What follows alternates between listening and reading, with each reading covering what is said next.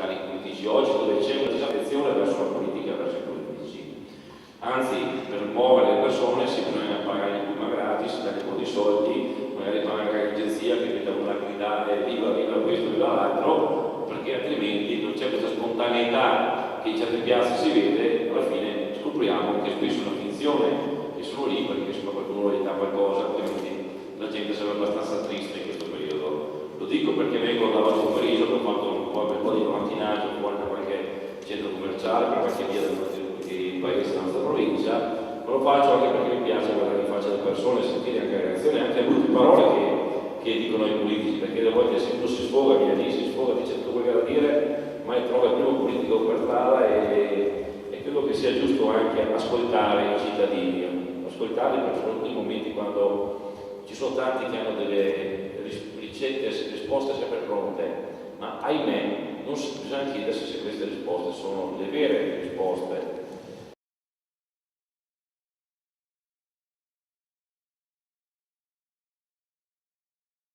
Oggigiorno, cari amici, viviamo in una società dove la politica non si fa più nel confronto con la gente, si fa sempre di più nella scatola che si chiama TV,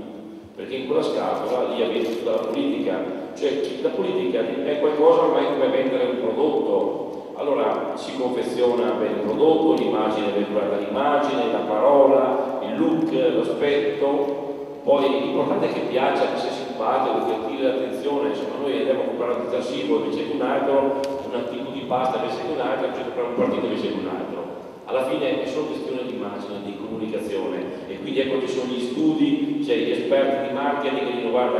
lei deve dire questa parola, lei non deve usare questo vestito, deve usare quel colore.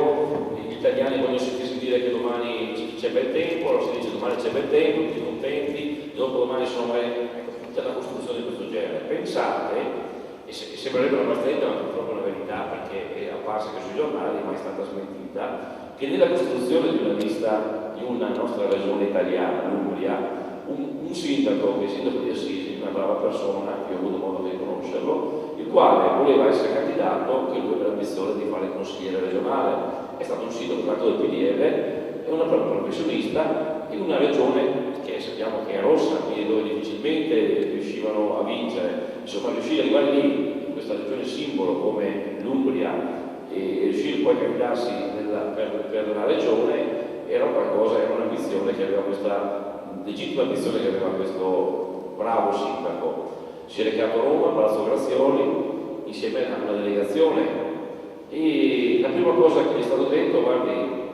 siccome questo sindaco non è un adone, non è certamente, insomma, è una persona intelligente, ma non è certamente un po' l'orecchia sventola, un po' messo male, e la prima cosa che vestiva un po' l'antica gli ha detto, ma scusi, ma lei